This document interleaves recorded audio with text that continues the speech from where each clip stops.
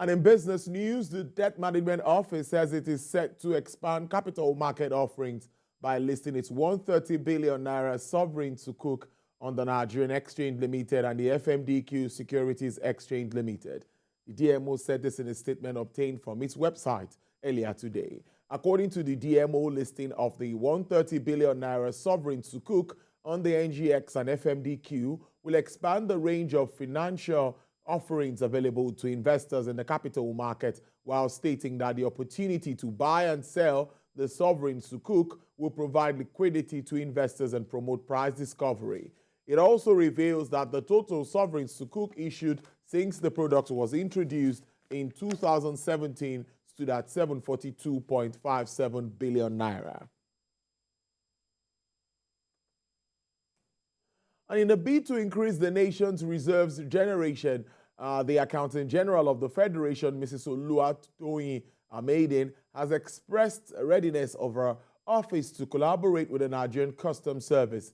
Mrs. Maiden gave the assurance when the acting controller of customs, Mr. Adewale Adeni, paid her a courtesy visit. She said the AGF would cooperate and collaborate with all revenue-generating agencies to achieve the federal government's revenue target towards economic development. According to her, the NCS is one of the major key organizations with the federal government relied on for survival, as the service played a positive role in the country's economy. Earlier in his remarks, the acting Controller General of the NCS says his visit was to seek for more support and robust working relationship with the office of the OAGF. And the Federal Competition and Consumer Protection Commission have delisted another 18 digital money lenders from operating without regulatory approval.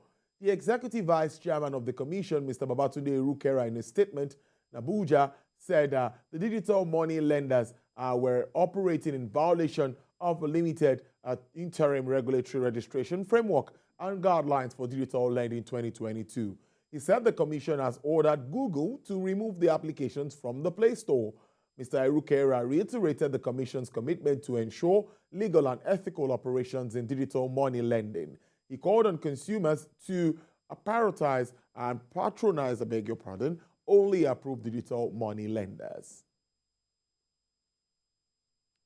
And in an effort to achieve economic development, President Bola Tinubu has moved to fortify Nigeria's micro, small, and medium-sized enterprises and invigorate nano businesses, the backbone of the economy, with the allocation of 125 billion naira to at least help address some challenges faced by those firms at this particular time. Speaking on our flagship business show, a business enthusiast at Meristem Securities Limited, Dr. Femi Oladele, advised businesses on other ways that they could expand their development across the board. Technology is not cheap.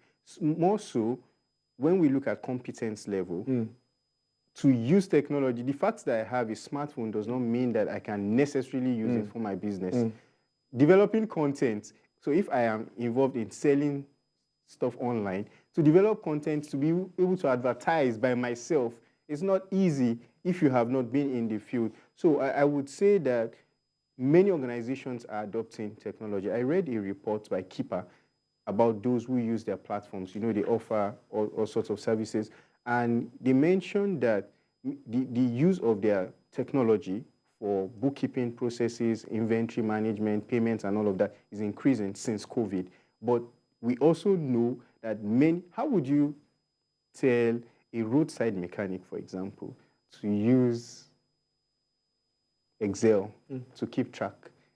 What does he even know about Excel? Probably we know that there are those who use it, but many of these people don't even have access to those tools to use. And so I wouldn't say that technology would be able to resolve issues for those kind of people, but we know that there are many people that are definitely adopting technology right now to do business.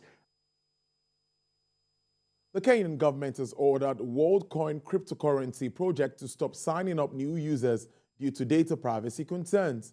WorldCoin, founded by the United States tech entrepreneur Mr. Sam Altman, offers free crypto tokens worth $49.39 to people who agree to have their eyeballs scanned.